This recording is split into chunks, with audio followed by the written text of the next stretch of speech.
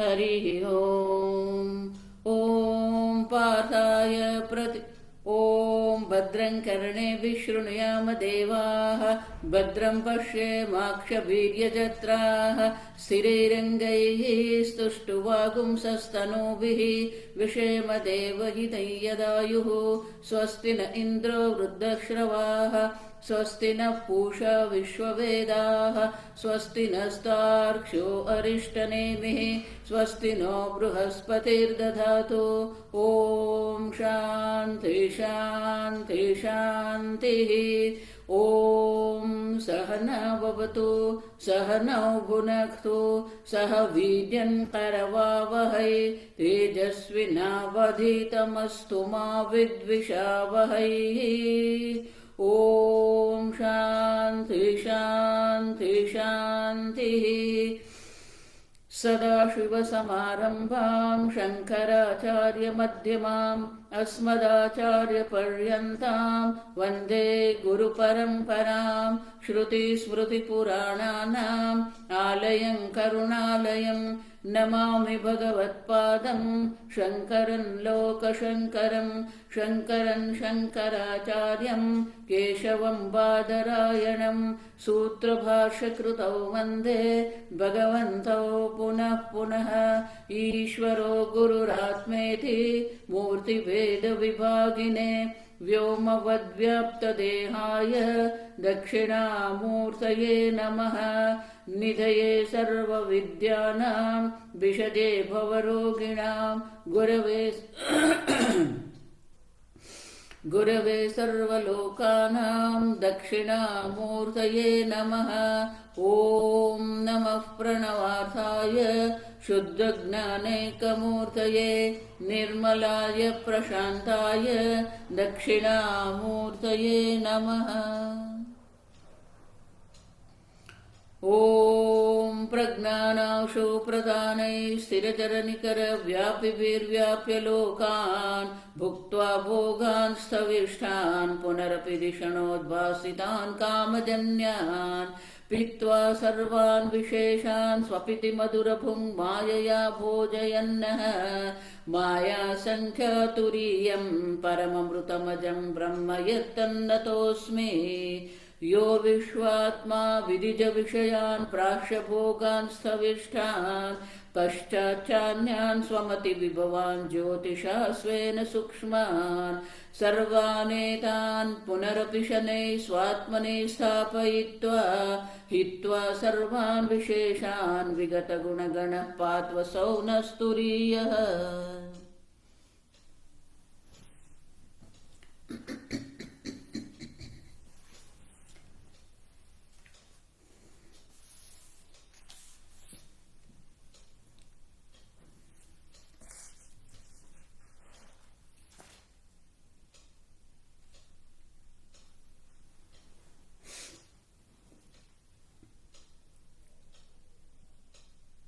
अद्वैत प्रकरण में गौड़पादाचार्य जी तर्क से सिद्ध करते हैं कि ये जगत है ही नहीं, इसे अजातवाद कहते हैं। सतः सत जो है उनका भी जन्म नहीं है, असत का भी जन्म संभव नहीं है। आप समझो, जो सतवादी है सांख्यवादी,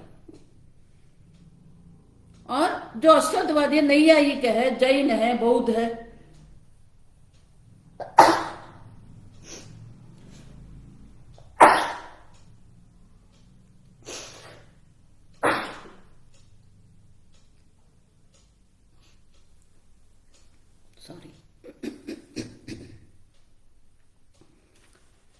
तो सतवादी असतवादी, जैन आदि जो है वो सतवादी है, असतवादी है।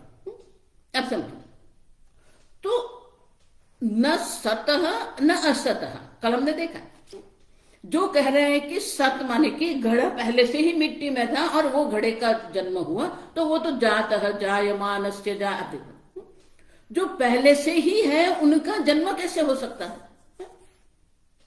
और जो पहले नहीं था तो अभी भी नहीं है। और इसलिए आगे गौड़पादाचार्य जी कहते हैं असतः माया जन्म तत्वतः नैव युज्यते, जो है ही नहीं असत, उनका तत्वतः माने पारमार्थिक रूप से भी उनका जन्म संभव नहीं है, माया से भी उनका जन्म संभव नहीं। आप समझो, किसी भी प्रकार से वो जन्म संभव नहीं है, माया से भी नहीं है और तत्व से भी नहीं है। तो उनके लिए दृष्टांत देते हैं, वंद्या पुत्र न तत्वेन मायया वापि जायते अम। जो वंध्या पुत्र जो है, माया से भी उनके जन्म की संभावना नहीं है और तत्व तात्विक दृष्टि से भी उनका जन्म नहीं है। अब समझो, किसी भी प्रकार से वंध्या हो सकती है, पुत्र हो सकता है, वंध्या का पुत्र नहीं है। आप देखो, सतः अभाव न विद्यते। अब देखिए ये शब्द पर से भी, सत वो है जिसका कभी अभाव होता ही नहीं है। आप वो नित्य चैतन्य स्वरूप सत्ता मात्र है जिनका कभी अभाव नहीं होता है।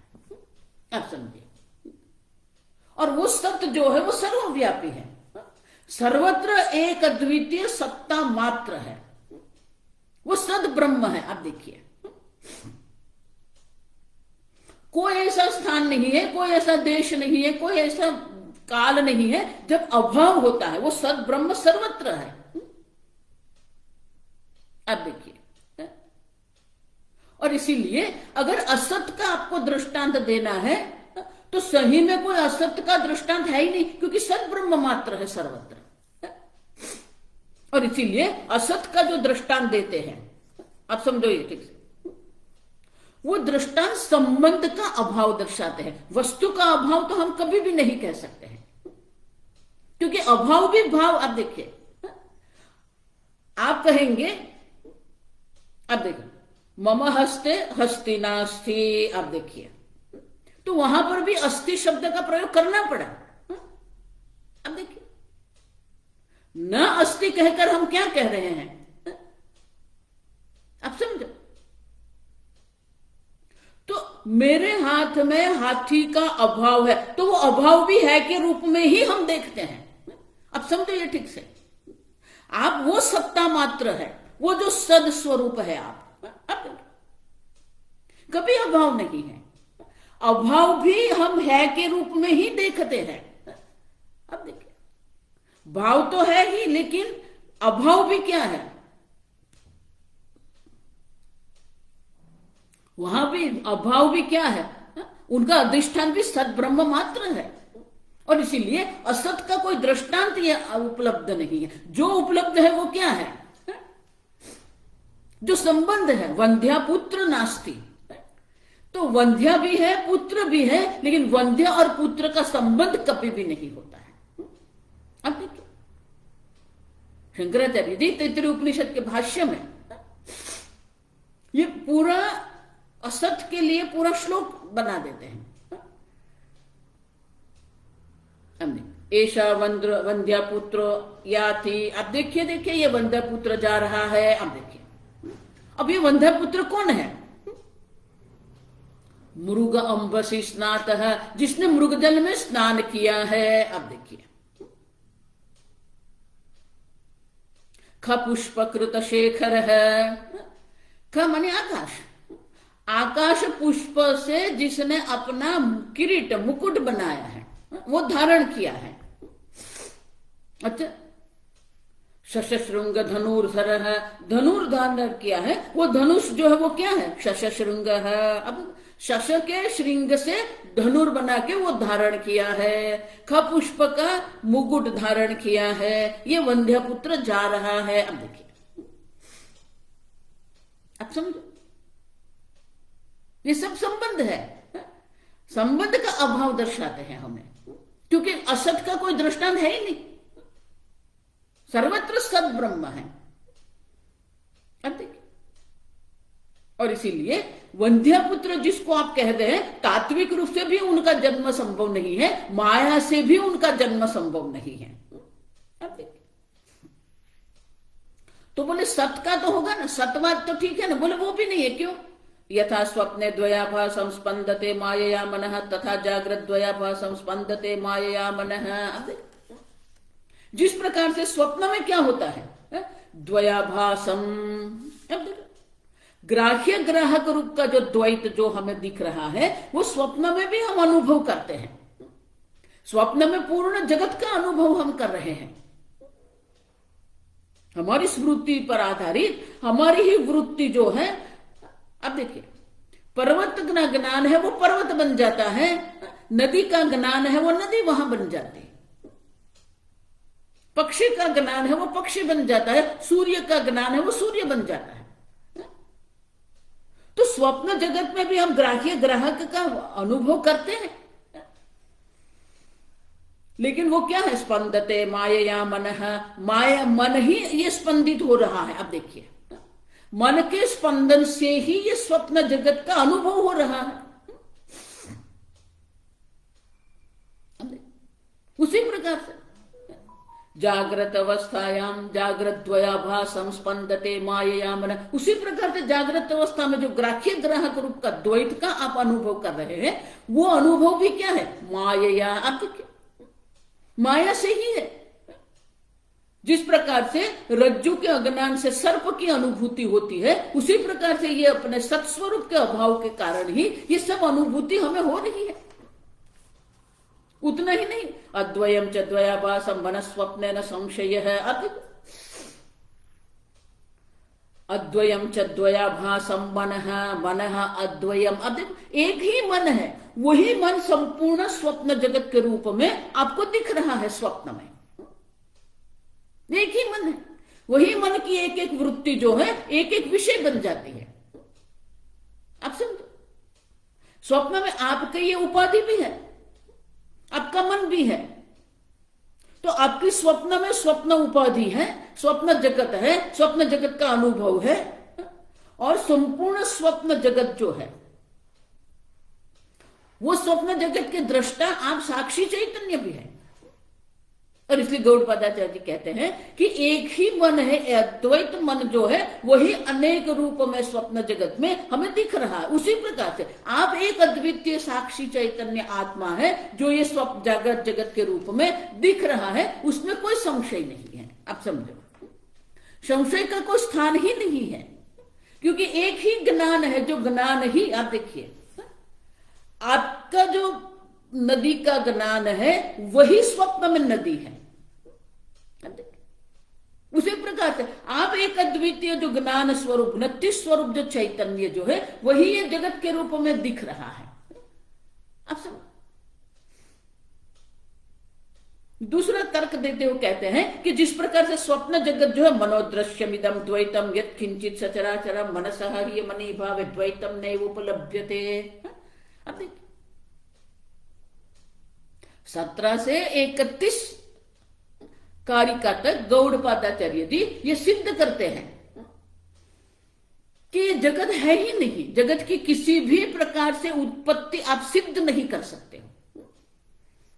और उसी का यहां पर उपसंहार करते हुए कहते हैं मनोदृश्यमिदम द्वैतम, वो स्वप्न जगत का द्वैत हो या जागृत जगत का द्वैत हो, दोनों द्वैत क्या है? मनोदृश्यमिदम। जब तक आपका मन है तब तक ये जागृत स्वप्न अवस्था है, जैसे ही मन सो गया कुछ नहीं है। अब सुषुप्ति अवस्था में न जागृत अवस्था है न स्वप्न अवस्था है। अब समझो, और इसलिए आगे कहते हैं मनसः अमनी भावे द्वैतम नैव उपलभ्यते। अब अमनी भावे, मन का भी अपना कोई अस्तित्व नहीं है, मन का अधिष्ठान भी चैतन्य स्वरूप आत्मा है, मन का साक्षी भी चैतन्य स्वरूप आत्मा है, और एक बार एक अद्वितीय चैतन्य स्वरूप के रूप में मन को हम समझ लेते हैं, तो फिर क्या है? द्वैतम न उपलभ्यते। अब फिर द्वैत के किसी प्रकार से भी द्वैत का अनुभव संभव ही नहीं है। आप देखिए, इनका अर्थ क्या हुआ? जब तक मन है तब तक ये सब हमें द्वैत दिखता रहेगा। अब समझो, मन एवं मनुष्याणाम कारणम बंध मोक्षयोः निर्विषयम मनः मोक्षाय। अब देखो, विषयासक्तम ही बंधाय, जो विषय में आसक्त है वही मन जो है वो बंधन का कारण है। जो निर्विषय मन है वो मोक्ष का कारण है। अब समझो, देखो इसीलिए मैं कहती हूं जब तक आपके व्यक्तित्व का निर्माण नहीं होगा कुछ नहीं होगा। आप सुनते रहो, अगर मन ही तैयार नहीं है, क्योंकि जो ज्ञान होना है वो आपके मन में होना है। आप समझो, इसीलिए भक्ति भी आवश्यक है, कर्मयोग भी आवश्यक है, अपने स्वधर्म का पालन करना भी आवश्यक है। जो लोग अपने स्वधर्म से विमुख होते हैं उनको वेदांत का ज्ञान कभी नहीं होता है। आप समझो ठीक से, 18वें अध्याय में भगवान यही विस्तार से कहते हैं, स्वधर्मे निधनम श्रेय। अब देखिए परधर्म, ये साधु धर्म जो है ना सबको बहुत अच्छा लगता है, कुछ करना नहीं है ना, कोई जिम्मेवारी है नहीं, कोई दायित्व है नहीं। आप देखिए सीधी भाषा में, लौकिक भाषा में कहें तो न तो बिजली का बिल भरना है, न पानी करना है, न रसोई करना है। आप देखिए, आप सब ये प्लय अनुवाद है। और स्वधर्म, अब आधुनिक दृष्टि से देखते हैं तो स्वधर्म क्या है? पहले वर्ण धर्म था, आश्रम धर्म थे, कुल धर्म थे। अब देखिए अब नहीं है, तो स्वधर्म क्या रहेगा? आप जिस देश में जिस काल में रहते हैं और आपके सामने जो है वही आपका स्वधर्म है। अब ठीक से समझो, ये परिवार की दृष्टि से आपका कर्तव्य है, समाज की दृष्टि से आपका कर्तव्य है। अब देखिए गुरु शिष्य परंपरा में भी कर्तव्य है, स्वाध्याय प्रवचनाभ्याम न प्रमदितव्यम। अब देखिए एक बार, दो बार, तीन बार नहीं, शिक्षावल्ली में ये आदेश है। और इसीलिए कर्तव्य तो सबके है, स्वधर्म से ही स्वे स्वे कर्मणि निरतः संसिद्धिम लभते यथा। देखो जिस प्रकार से ये सिद्धि की कर्मजा सिद्धि पहले प्राप्त करनी है, फिर नैष्कर्म्य सिद्धि है। ये मांडुक्य उपनिषद का भले हम अध्ययन कर रहे हैं, लेकिन सब घूम के कहां जाता है? ये मन पर आता है, मनोदृश्यमिदं जगत। अब देखिए सब आपके मन पर आधारित है। आपका मन ही ये बाह्य जगत में अगर आसक्त है, धन में, पुत्र में, घर में, व्यवसाय में, अब सब। और इसीलिए एक ही उपाय है, वो है स्वधर्म। और स्वधर्म क्या है? पूज्य स्वामी जी बहुत सुंदर कहते हैं, संपूर्ण जो स्वधर्म जो है भगवान ने इनको 3 में बांट दिया है, यज्ञ दान तपः कर्म पावनानि मनीषिणाम। अब देखिए भले हम अजातवाद की बात करते हैं, लेकिन वो घूम के आता कहां पर है? आपके मन पर आता है। और इसलिए गौड़पादाचार्य जी कहते हैं कि ये जब तक ये आपका मन है, आपकी मन की सत्यता है, कुछ होना वाला नहीं है। अमनी भावे द्वैतम नैव उपलभ्यते। अब देखो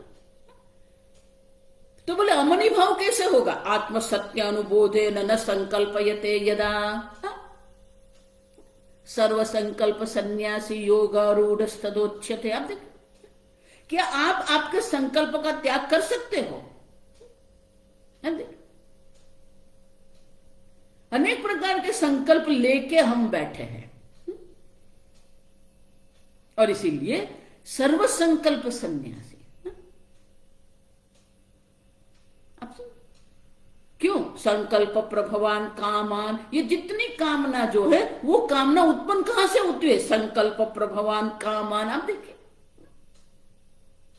और इसीलिए गौड़पादाचार्य जी कहते हैं, देखो आगे भी मैं आपको कह के गई, अभी भी कह रही हूं, यदा और तदा है। यदा का अर्थ क्या है? जब तक ये मन पर आप नियंत्रण नहीं प्राप्त करते हैं।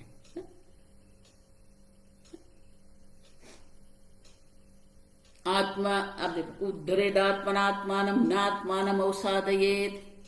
क्यों? आत्मैव आत्मनो बंधु आत्मैव रिपुरात्मनः। आप ही आपके शत्रु है, ये जगत में और कोई शत्रु नहीं है। लोगों को अन्य पर दोषारोपण करने की एक आदत बन गई है। फिर ऐसे रोते हैं जैसे पूरा जगत उनके लिए नाश हो गया। नहीं नहीं, वो भी क्या करूं मैं, मुझे नींद नहीं आती है।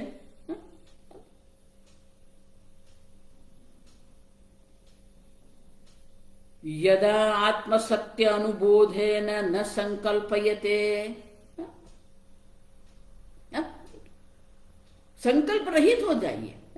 जाही विधि राखे राम ताही विधि रखिए। आप समझो,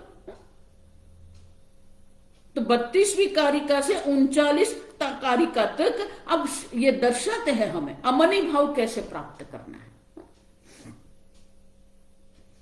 ये अमनी भाव जो अन्य ग्रंथों में जो मनोनाश की बात करते हैं वो मनोनाश नहीं है, आप समझना ठीक से। ये अमनी भाव माने क्या है? मन आत्मा है, आत्मा मन नहीं है। और इसीलिए ये अमनी भाव जो है एक ही उपाय उनका है और वो है आत्मा सत्य अनुबोध है। अब आत्मा ही एक सत्य है, आत्मा से अन्य जो भी कुछ है सब मिथ्या है। वाचारंभणम विकारो नाम ध्येय मृत्यु के सत्यम, एक वृत्ति का ही सत्य है। मृणमय जगत जो है सब मिथ्या है। क्यों? कल हमने देखा हमारी वाणी पर घट शब्द है, बाहर मिट्टी मात्र है। उसी प्रकार से ये नाम रूप और ये कार्य जो हम देख रहे हैं जगत में, वो सब क्या है? वाचारंभण, मिथ्या मात्र है। एक आत्मा ही सत्य है।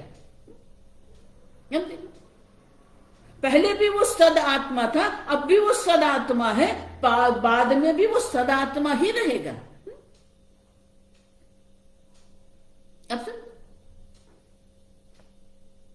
और इसीलिए आत्म सत्य अनुबोधेन, अनुबोधेन क्यों है? शास्त्र आचार्य उपदेश अनुबोध है। अब जब तक ये शास्त्र प्रमाण आपके पास नहीं है और शास्त्र प्रमाण के लिए आचार्य आपके पास नहीं है, अब देखिए अनु का अर्थ क्या है?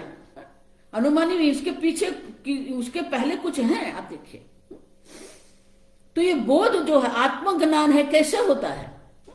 शास्त्र आचार्य उपदेशेन। अब देखिए, शास्त्र आचार्य के उपदेश के द्वारा ही हमें ये आत्मा की सत्यता का बोध होता है, ये जगत के मिथ्यात्व का बोध होता है। और तब क्या होता है? न संकल्पयते। एक बार एक अद्वितीय आत्मा में हमारा मन स्थित हो गया, फिर कोई संकल्प नहीं है। मनस्ताम तदा याति ग्राह्य अभाव तदग्रहम। कुछ अग्राह्य अभाव, देखो मन के कारण ही ग्राह्य ग्राहक द्वैत है, लेकिन यहां वो द्वैत है ही नहीं। क्यों? क्योंकि ग्राह्य भी ब्रह्म है, ग्राहक भी ब्रह्म है, कर्ता भी ब्रह्म है, कर्म भी ब्रह्म है। अब देखिए, सर्वत्र एक अद्वितीय ब्रह्म मात्र, सर्वम खलु इदं ब्रह्म। अब देखिए, ब्रह्म से भिन्न कुछ है ही नहीं। और इसलिए क्या है? अकल्पकम अजम ज्ञानम ज्ञेया भिन्नम प्रचक्षते। तो बोले कि अग्राह्य क्यों है?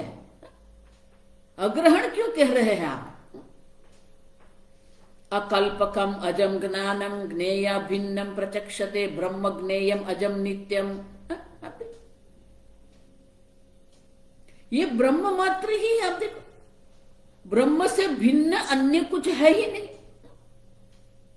और ये ब्रह्म क्या है? अजम ब्रह्म। आप देखो, नित्यम अजेन अजम विबुध्यते। आप देखो, आपको ही आपके द्वारा ही आपको जानना है।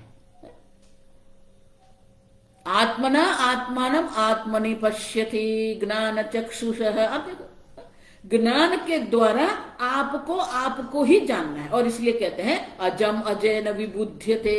अजम ब्रह्म अजैन ब्रह्मण विबुध्यते। अब समझो, क्योंकि आप तो नित्य चैतन्य स्वरूप आत्मा है और नित्य चैतन्य स्वरूप आत्मा आप है। और इसके कारण क्या है? विज्ञानम आनंदम ब्रह्म।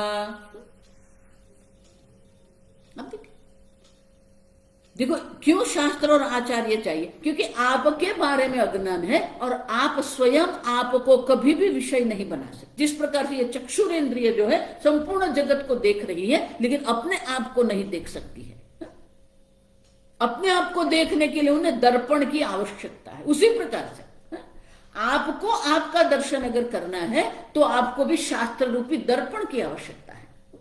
इसीलिए वो श्लोक है ना, लोचना विहीनाभ्याम दर्पणम किम करिष्यते, बुद्धि विहीनाभ्याम शास्त्रम किम करिष्यते। अगर आपके मन का निर्माण नहीं हुआ है, आपकी बुद्धि अधिकारित्व नहीं प्राप्त कर रही है, तो फिर आपको ब्रह्म ज्ञान क्या होगा? अब शास्त्र रूपी दर्पण की आवश्यकता है, लेकिन शास्त्र दर्पण से भी हमें आचार्य की आवश्यकता है। अब देखिए ब्रह्म ज्ञेयम, ये ब्रह्म ही नित्य चैतन्य स्वरूप है। जिस प्रकार से अग्नि का स्वभाव उष्णता है, उसी प्रकार से ये ब्रह्म जो है ज्ञेय भिन्नम ज्ञानम, अब देखो अजम ज्ञानम, अब देखो एक अद्वितीय अज ज्ञान स्वरूप आप है। और एक बार आपके ये नित्य चैतन्य स्वरूप का ज्ञान आपको हो जाता है,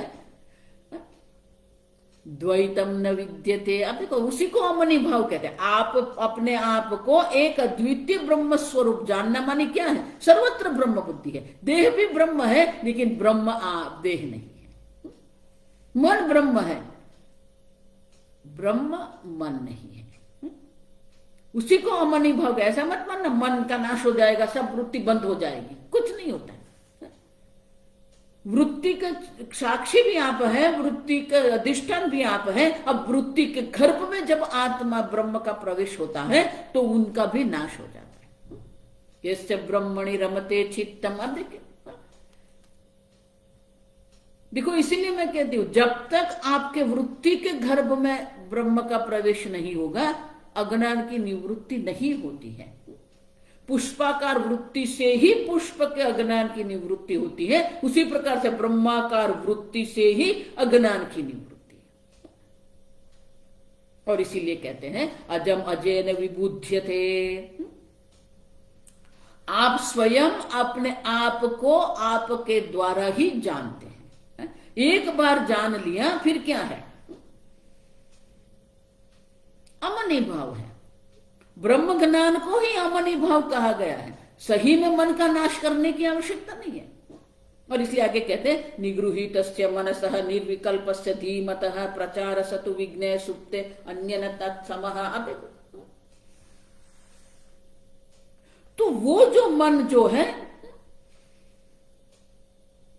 तो वो मन कैसा होना चाहिए? निगृहीतस्य मनसः निर्विकल्पस्य धीमतः। अब देखिए निगृहीतस्य, आपके मन पर आपका ही प्रभुत्व होना चाहिए।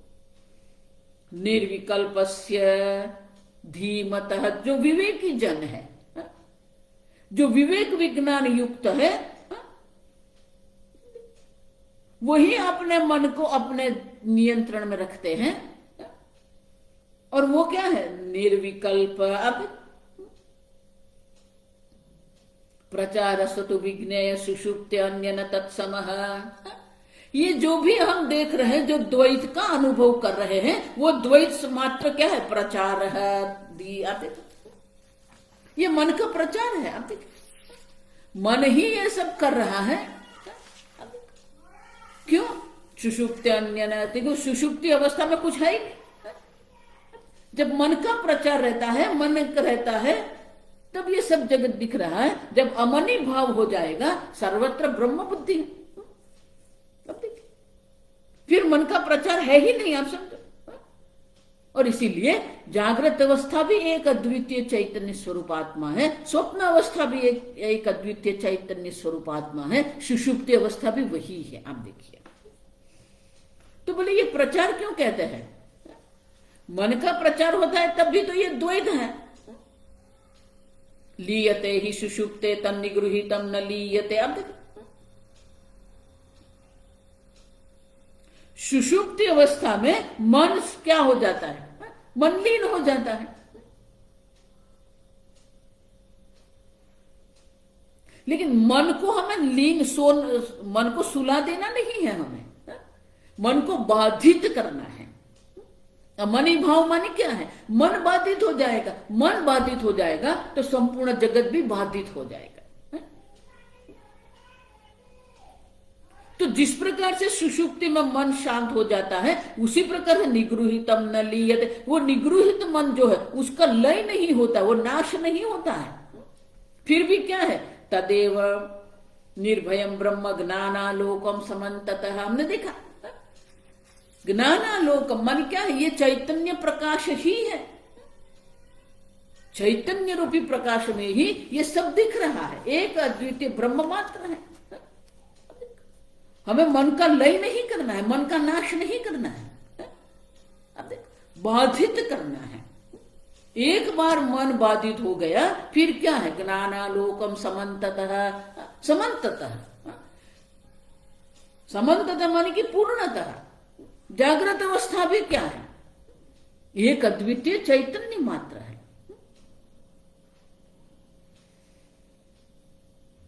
सर्वत्र एक अद्वितीय चैतन्य की अनुभूति है।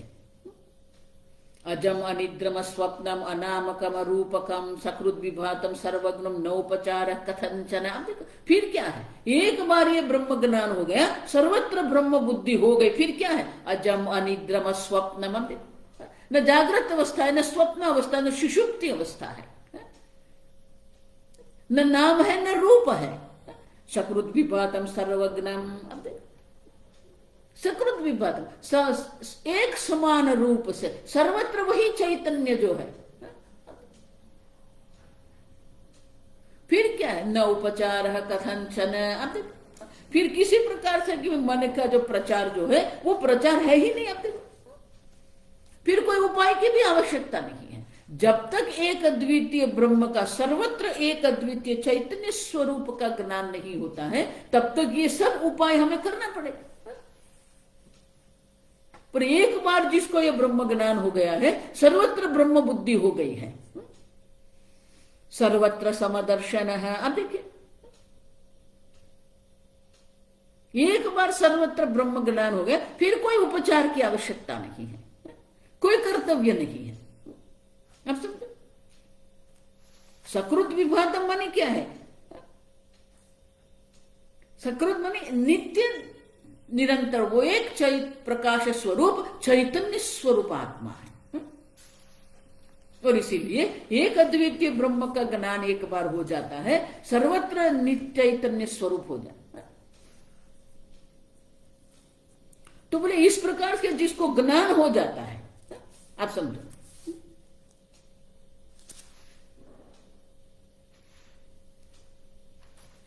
तो बोले ये जो सब है वो क्या है? सर्वा अभिलाप विगत, सर्वा चिंता समुत्थित, सुप्रशांता सकृत ज्योति समाधि अचल अभय। अब वेदांत की समाधि तो खुली आंख की समाधि है। अब देखिए, सर्व अभिलाप विगत, वाणी का भी कोई प्रयोजन रहता नहीं है। और वाणी मानी क्या है? इंद्रिय। इंद्रिय मानी क्या है? सर्व इंद्रिय विषय जो है, बाह्य करण वर्जित है। आप देखो, जगत ही बाधित नहीं हुआ है, ये उपाधि भी बाधित हो जाती है। ये स्थूल उपाधि जो है, इंद्रिय जो है, ये सब बाधित हो। उतना ही ना, सर्व चिंता समुत्थित है, जो सूक्ष्म अंतःकरण जो वो है, वो सूक्ष्म भी क्या है? बाधित हो जाता है। फिर जो रहेगा वो क्या? सुप्रसाद सकृत ज्योति समाधि अचल अभय है। अब देखो, इस प्रकार से सुप्रशांत है, कोई अशांति की संभावना ही नहीं है, सुप्रशांत है। अब देखो, क्योंकि स्थूल शरीर जो है, आध्यात्मिक जगत जिसको आप कह रहे हैं, वो भी बाधित हो जाता है, आधिदैविक जगत भी बाधित है, आधि भौतिक जगत भी बाधित हो गया। और इसीलिए सुप्रशांत है, सकृत ज्योति ही, नित्य प्रकाश स्वरूप आप है, उसी को समाधि कहते हैं, उसी को अभयता कहते हैं। क्यों? क्योंकि एक बार ये मन बुद्धि हमारी ब्रह्म में स्थित हो गई, फिर वो अभयता है। अब जब तक ये अंतर करते रहेंगे, ये द्वैत बुद्धि करते रहेंगे, भय रहेगा। उदरम अंतरम गुरुते अथ तस्य भयम भवति। लेकिन जिसकी ये ब्रह्म बुद्धि हो गई है, अब न देह ब्रह्म है, न इंद्रिय ब्रह्म है, न प्राण ब्रह्म है, कुछ भी नहीं है। अप्राणो ह्यमना शुभ्र, देखो शुद्ध चैतन्य स्वरूप आप है। न विवेति कुतश्चने थी। अब देखिए, फिर कोई भय नहीं है। द्वैत है तो भय है, द्वैत है ही नहीं। अब देखिए, और इसलिए किसी भी प्रकार के भय की संभावना नहीं है। अब देखिए, उसे अचल समाधि कहते हैं। आप देखिए, उसका अर्थ क्या हुआ?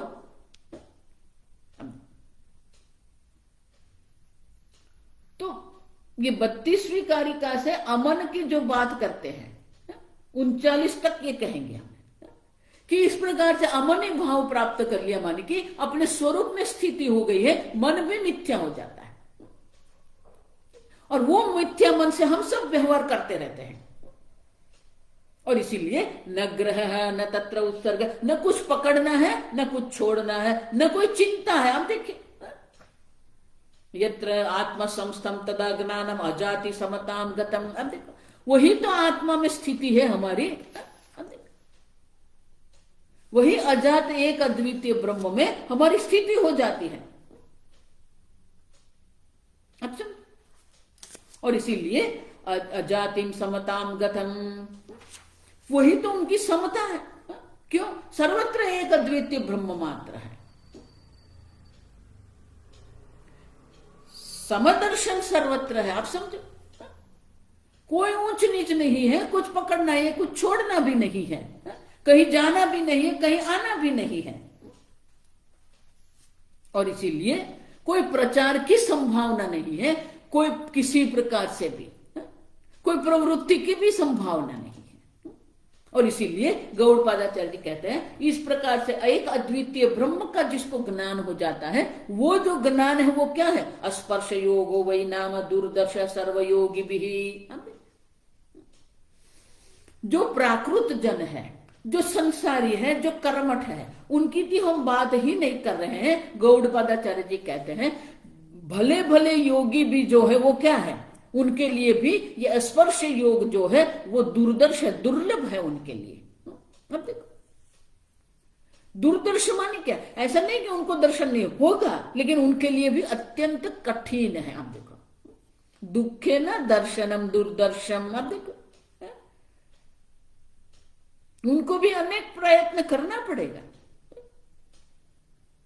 योगिनः बिभ्यति ही अस्माद अभये भयदर्शिनः।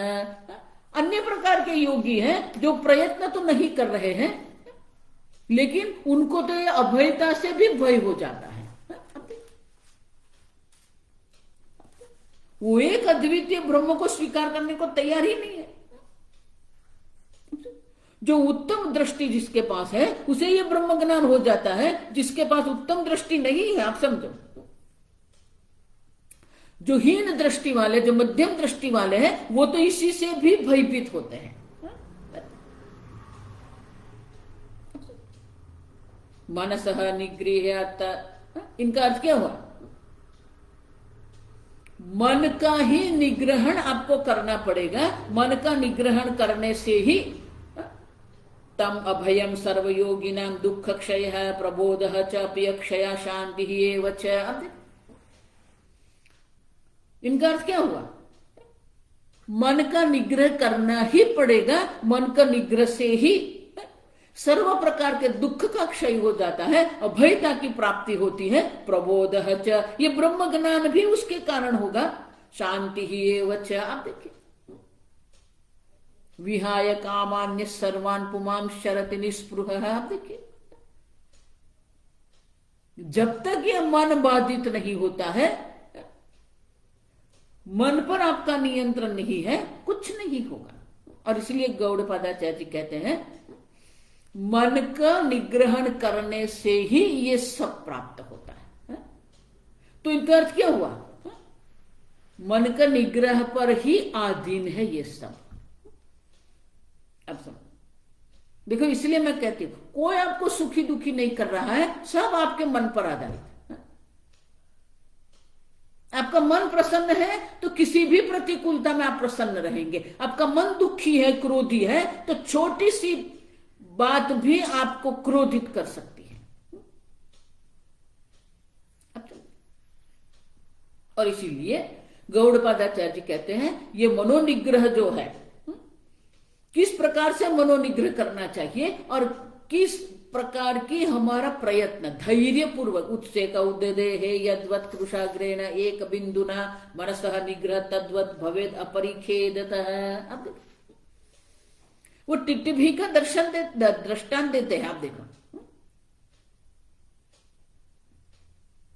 तो वो पक्षी जो है जिसके अंडे सागर ले गया, अब वो क्या करेंगे? कुशाग्र पर एक बिंदु जल लेके वो बाहर निकाल रही है। क्यों? मुझे सागर खाली करना है। क्यों? तभी तो मुझे अंडे मिलेंगे। छोटा सा पक्षी है, वो छोटा सा पक्षी भी ये प्रयत्न कर रहा है। और सागर को खाली करना क्या है? संभव है क्या? नहीं है। वो सागर को सुखाना चाहती थी, सागर को खाली करना चाहती थी, लेकिन अपरिखेदतः किसी भी प्रकार से थकान न अनुभव करके। अब देखिए वो कर सकते। और जब उन्हें प्रयत्न आरंभ कर दिया तो अन्य पक्षी भी उनके साथ लगे, उनके जाति के पक्षी साथ में लग गए, फिर अन्य पक्षी साथ में लग गए। नारद जी ने जाके गरुड़ को कहा, विष्णु भगवान का जो वाहन गरुड़ है, गरुड़ वहां आ गया और अपनी बड़ी पंख से वो क्या करने लगे? समुद्र को सुखाने लगे। तब सागर जो है, समुद्र ने क्या कर दिया? अंडे दे दिए। अब देखिए समुद्र को सुखाने की आवश्यकता ही नहीं पड़ी, सागर ने ही अंडे दे दिए। आप समझ रहे हो क्या? उसी प्रकार से मन का निग्रह करना पड़ेगा। अपरिखेदतः यतः यतः निश्चरति ततः ततः नियम्य ततः। अब देखो जिस कारण से मन आत्मा से अन्य स्थान पर जा रहा है वहीं से आपको पुनः लाना है।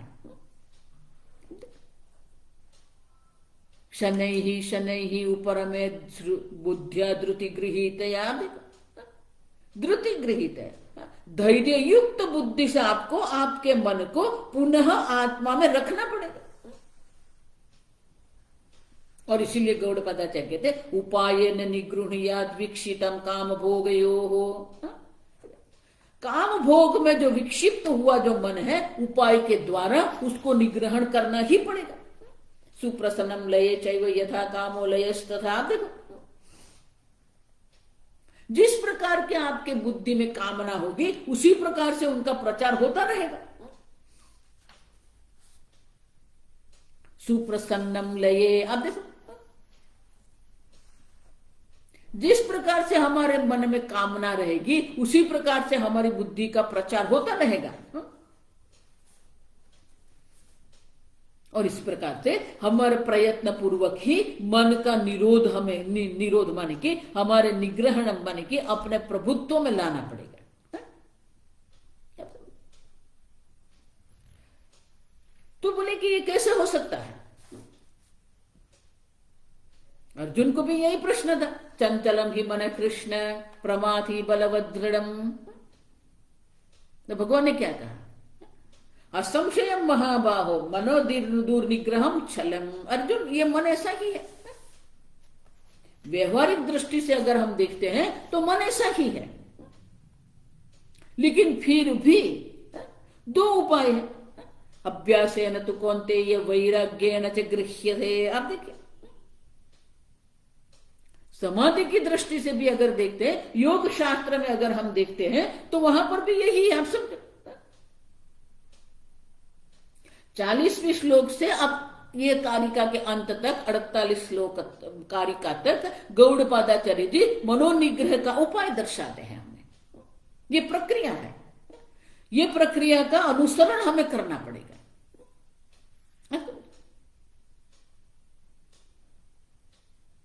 और वो क्या है? ज्ञान चित्त वृत्ति निरोध, देखो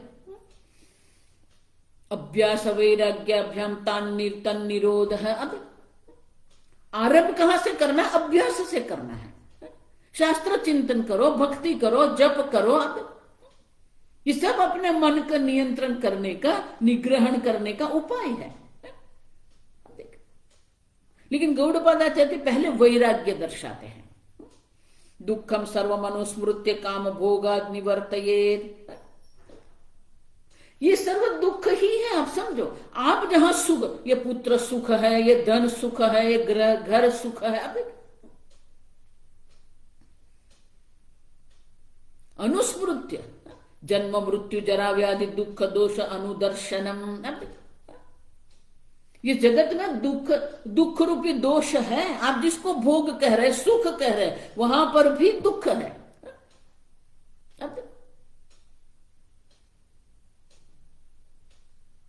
ये जितने भी आप कह रहे हैं,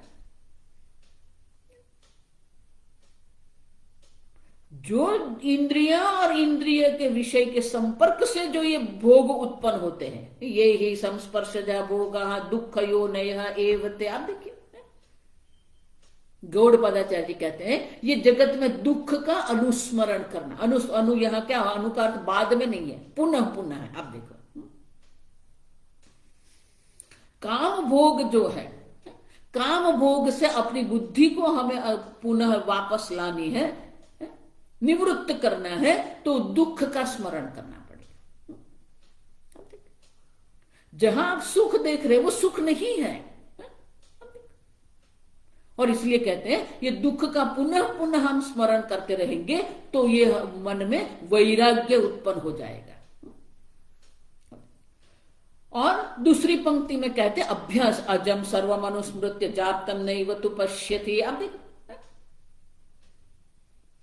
एक बार एक अद्वितीय ब्रह्म का चिंतन आप कर रहे हैं, द्वैत जातम न पश्यति, द्वैत है ही नहीं। आप देखिए इस प्रकार से काम भोग में दुख बुद्धि करके वहां से हमारे मन को निवृत्त करना, वैराग्य करना है और अज ब्रह्म का पुनः पुनः चिंतन करना है। दोनों आवश्यक है, ब्रह्माभ्यास भी आवश्यक है। तंचित तत्चिंतनम तत्कथनम अन्योन्य तत्प्रबोधनम एतद् ब्रह्माभ्यासम विद्वा। अब समझे, तो ब्रह्माभ्यास भी करना है और ये द्वैत से वैराग्य भी करना है। और इसीलिए एक ही श्लोक में दर्शा देते हैं कि पहले वैराग्य है और फिर अभ्यास है। दोनों एक साथ, जिसके एक पक्षी के दोनों पंख होती है, उसी प्रकार से ये दो पंख से हमें आगे जाना है। लये संबोधित, फिर क्या होगा? फिर जब हम ध्यान करते हैं, जब चिंतन करते हैं, तो चार प्रकार के विघ्न आते हैं। तो गौड़पादाचार्य जी 44वें कारिका में कहते हैं लये संबोधयेत चित्तम विक्षिप्तम शमयेत पुनः। अब लय, विक्षेप, कषाय और रसास्वाद, ये चार प्रकार के विघ्न होते हैं। तो पहला विघ्न लय है, तो क्या करना पड़ेगा? संबोधयेत चित्तम, मन को पुनः संबोधित करना पड़ेगा, माने कि उसको जागृत करना पड़ेगा। एवं अनेन ज्ञान वैराग्य उपायेन लये सुषुप्ते लीनम। अब तो जब मन का लय हो जाता है तो आत्म विवेक दर्शन से मन को पुनः जागृत करना है। और मन अगर विक्षिप्त हो जाता है शमयेत पुनः, अब तो मन का शमन करना पड़ेगा, मन का निग्रह करना पड़ेगा। और इस प्रकार से पुनः पुनः अभ्यसतः लय संबोधितम। अब इस प्रकार से पुनः पुनः जो अभ्यास के द्वारा हमें क्या करना पड़ेगा? लय और लय से संबोधित करना पड़ेगा। और अगर विक्षिप्त हो रहा है तो विषय में हमें दुख दर्शन करना पड़ेगा, वैराग्य करना। अब लय भी नहीं है, विक्षिप्त भी नहीं, तो क्या होगा? सकषायम विजानीयात। तब मन क्या है? मन में जो कषाय है, जब तक ये लय और विक्षेप पर विजय नहीं होता है तब तक ये कषाय नहीं दिखता है हमें। मन कषाय सहित ही है, सकषायम। आप देखिए अनेक प्रकार के जो हमारे दुखात्मक अनुभव मन में पड़े हुए हैं, जो अभी भी उसका पाचन नहीं, अनडाइजेस्टेड है। आप देखो वो किसी भी प्रकार से उनका हमने सामना नहीं किया है, अपक्व ही वो वहां पड़े हुए हैं। अब देखिए तो वो बस बाहर निकलेगा, हमें रोना भी आएगा, हमें ये शरीर भी एकदम वजनदार लगेगा, बहुत कुछ अनुभव होता है।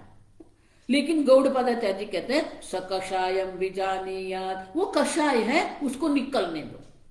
जो हमारे अनुभव हमें स्मरण में आते हैं वो सबको निकल जाने दो।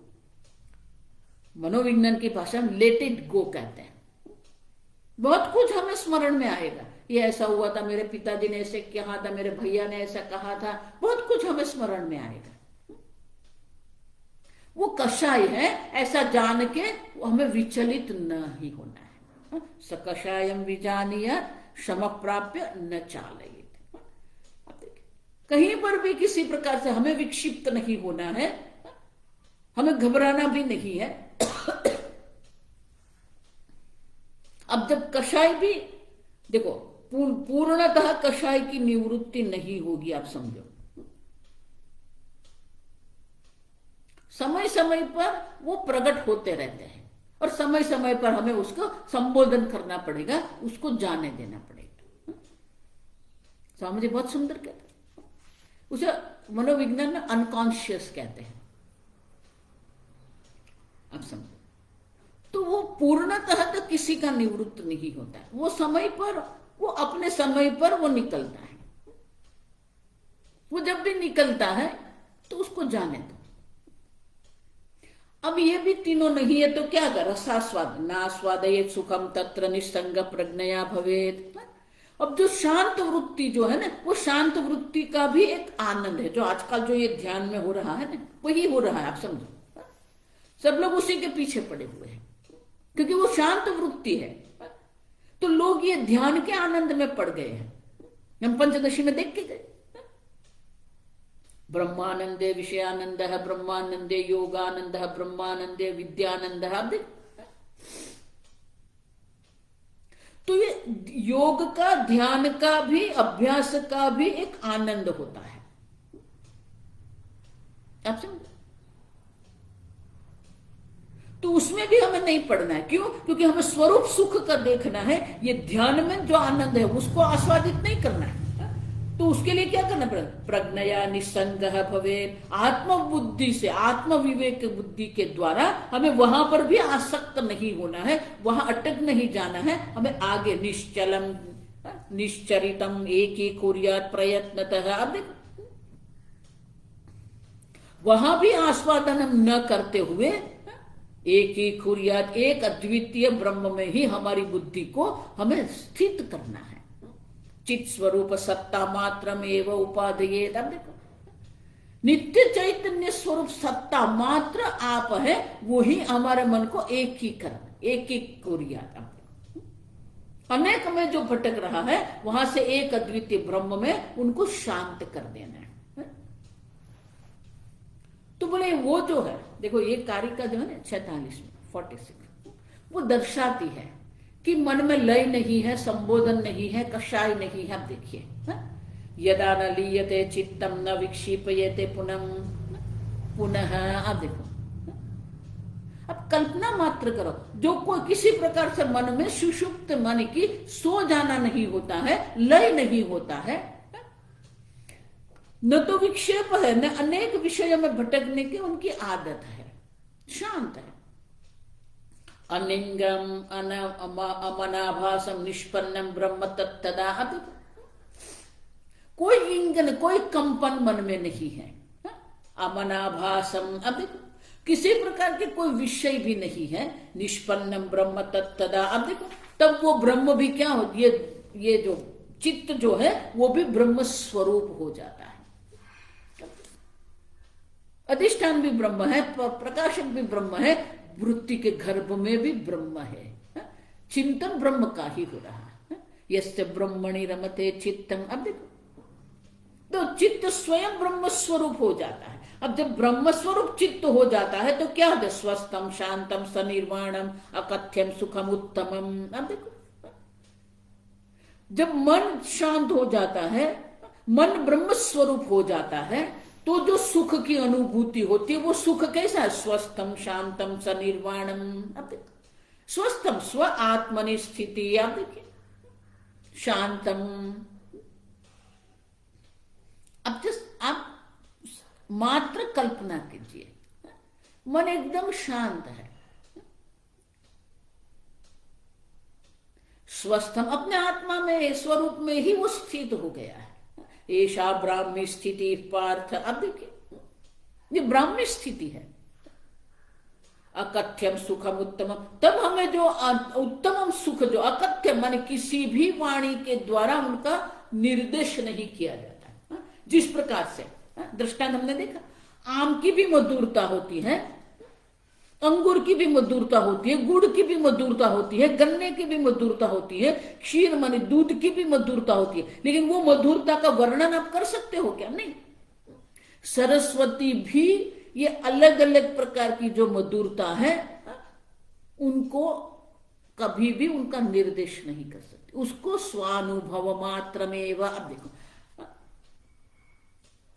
गुड़ की मधुरता क्या है और गन्ने की मधुरता क्या है और क्षीर की मधुरता क्या है, उनके लिए आपको क्या करना पड़ेगा? स्वानुभव मात्रमेव। अब देखो, अकथ्य माने क्या है?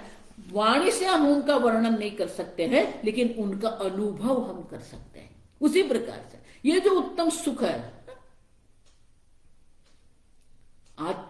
सुखम आत्यंतिकम यत्तद बुद्धिग्राह्यम अतीन्द्रियम। इंद्रियों के द्वारा हम उसका वर्णन नहीं कर सकते हैं, लेकिन बुद्धि से हम उसका ग्रहण कर सकते हैं। वो एक अद्वितीय सुख स्वरूप ब्रह्म जो है, अजम अजेन ज्ञेयेन सर्वज्ञम परिचक्षते। अब देखिए, आपको ही आत्मना आत्मानं पश्यति। अब देखिए, वो जो अनंत सुख स्वरूप आप जो है, वो अज्ञेय न अव्यतिरिक्त न, अब आपसे भिन्न है ही नहीं। सर्वज्ञम परिचक्षते, उसी को ब्रह्मज्ञानी जन जो है, उसी को क्या कहते हैं? सर्वज्ञम। क्यों? सर्वत्र ब्रह्म बुद्धि है, सर्वत्र ये ब्रह्मानंद की अनुभूति उनको हो रही है। फिर अवस्था कोई भी है, ऐसा नहीं कि आंख मूंद के बैठना पड़ेगा। योगरतो व भोगरतो व संगरतो व संग विहीन यस्ते ब्रह्मणि रमते चित्तम नंदति नंदति नंदत्येव। सर्वत्र वो ब्रह्मानंद की अनुभूति है, वो एक अद्वितीय अनंत सुख की उनको अनुभूति होती है। फिर वो अवस्था जागृत अवस्था हो, स्वप्न अवस्था हो, समाधि अवस्था हो, व्युत्थान अवस्था हो, अनेक लोगों के बीच में है या अनेक लोगों से भिन्न है। आप देखिए, और उसी को सर्वज्ञ ब्रह्म एवं सुखम परिचक्षते। ये जो सर्वज्ञ ब्रह्म माने कि सर्वम जानते, सर्व का एक समान रूप से सबको जो प्रकाशित कर रहा है, वो ब्रह्म ही सुख स्वरूप है। न कश्चित जायत, इसका अर्थ क्या हुआ? पारमार्थिक रूप से क्या है? एक अद्वितीय नित्य चैतन्य स्वरूप ब्रह्म मात्र है। इनका अर्थ क्या हुआ? न कश्चित जायते जीव संभवश्च न विद्यते। अब देखो, कोई जीव की उत्पत्ति हुई भी नहीं है और उनका कोई कारण भी नहीं है। ये तदुत्तमम सत्यम यत्र किंचित न जायते। गौड़पादाचार्य जी कहते हैं यही एक सत्य है, पारमार्थिक सत्य यही है, कुछ किसी का कोई जन्म हुआ नहीं है। अब देखिए, आप ही एक नित्य चैतन्य स्वरूप सत्ता मात्र आप एक है। जो द्वैत का आप अनुभव कर रहे हैं वो मन के कारण है। मन बाधित हो गया तो मन से जो सब अनुभव हो रहे हैं वो सब भी बाधित हो जाता है। न किंचित जायते, एक अद्वितीय ब्रह्म मात्र है, किसी का कोई जन्म हुआ ही नहीं है। आप देखिए, देखो इसलिए मैं कहती हूं वेदांत अलग बात है। आप जिसको वेदांत कह रहे हैं वो वेदांत बिल्कुल अलग बात है। हम ऐसा नहीं कहते कि ये जगत को छोड़ दो, जगत है ही नहीं, आप पहले जगत सिद्ध करो फिर हम आगे जाएंगे। और इसलिए गौड़पादाचार्य ने सिद्ध कर दिया, न किसी का जन्म हुआ है, न ब्रह्म से भिन्न अन्य कुछ है ही नहीं, आप ही सर्वत्र है। अब देखिए, सर्वभूतस्थम आत्मानम सर्वभूतानि च आत्मने। अब देखिए, सर्वत्र ब्रह्म बुद्धि है। और इस प्रकार से सर्वत्र जब ब्रह्म बुद्धि हो जाती है, न कुछ किसी का जन्म हुआ है, न किसी की मृत्यु होती है, न कहीं जाना है, न कहीं आना है, इसी को कहते हैं मोक्ष। आप देखिए, और इस प्रकार से जिसको ये ब्रह्म ज्ञान हो जाता है, ये जीवन मुक्ति का अनुभव उनका है, और ये प्रारब्ध समाप्त हो जाता है, उनको विदेह मुक्ति की भी प्राप्ति हो जाती है। और एक बार ये ब्रह्म ज्ञान जिसको हो गया है, वो मुक्त है। आप समझो, उसी को मोक्ष कहते हैं। और इस प्रकार से तर्क से भी गौड़पादाचार्य जी ने ये सिद्ध कर दिया कि एक अद्वितीय नित्य चैतन्य स्वरूप ब्रह्म मात्र है, और कुछ है ही नहीं। ये हो गया हमारा तीसरा अद्वैत प्रकरण। अब थोड़े दिन की छुट्टी लेते हैं हम, और फिर ये चौथा प्रकरण जो है, चौथे प्रकरण का हम आरंभ करेंगे। ओम असतो मा सद्गमय तमसो मा ज्योतिर्गमय मृत्योर्मा अमृतंगमय। ओम पूर्णमदः पूर्णमिदं पूर्णात् पूर्णमुदच्यते पूर्णस्य पूर्णमादाय पूर्णमेवावशिष्यते। ओम शांति शांति शांति। हरि ओम। श्री गुरुभ्यो नमः। हरि ओम।